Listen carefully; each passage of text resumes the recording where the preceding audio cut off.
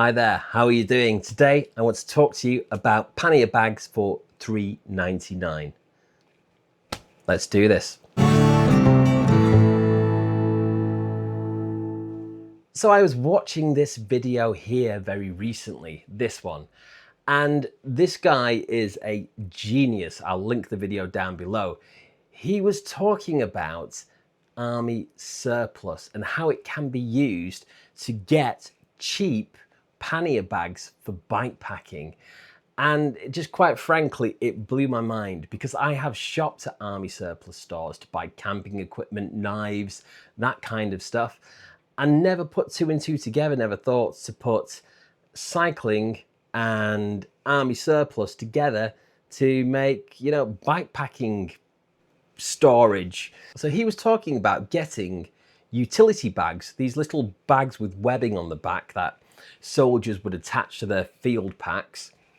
By the way, if you've been in the army and you know about this kind of thing, leave a comment down below because I'd love to know how some of this stuff was actually used in the field. But anyway, back on track. So you use the webbing to connect it to your bag, your belt, whatever, and you can carry like supplies and rations in it. So he's taken those and turned them into panniers.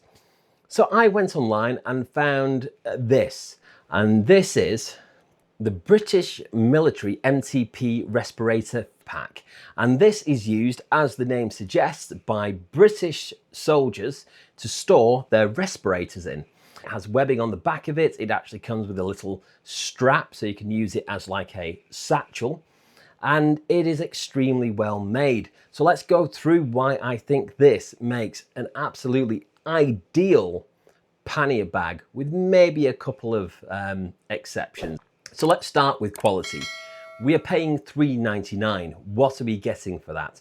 You're actually getting an insane amount of quality. The stitching on this is amazing. The fabric used is high quality. It's extremely hard wearing. If I was to find something for the equivalent price on eBay or Amazon, which to be honest with you, if it was cycling specific, I just don't think it'd be possible. But let's say I did or got the next best thing, the quality would not even be on the same level. Now, this particular bag, because it's used to store a respirator, has some kind of light, what feels like synthetic padding inside it to kind of protect what's in there. So it has been suggested this could be good for storing camera equipment in it. There's probably some good reasons you wouldn't want to do that, which I will go into later when I go into the downsides of this bag. But in terms of quality, it's absolutely just unbelievably well made.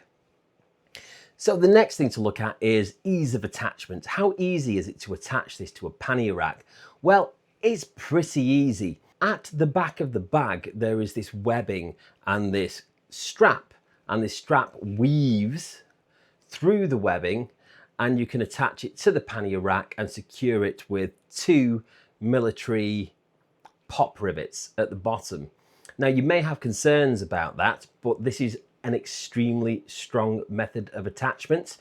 And I put it through a test I would never want to repeat, which was when I first got on the bike with these panniers attached, these military bags. I set out and a car drove straight into me, and it actually hit me directly in one of these pannier bags, turned through me like I wasn't there, and dragged along the pannier bag. And the pannier bag stayed exactly where it was. The pop rivet didn't come open, it stayed on the bike. So I can't think of a better test than that. So attachment is good.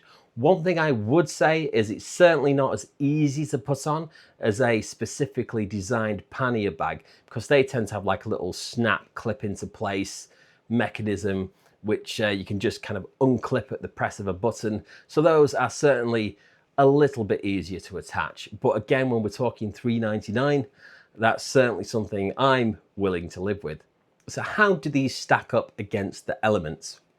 Well, recently I rode 40 kilometers in the rain with these pannier bags on the bike, and it just rained the entire way. And the thing about these is they do not stay dry on the inside.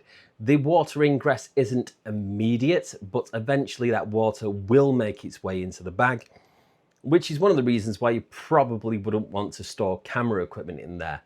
But the compromise there is just don't put stuff in there that you don't want to get wet.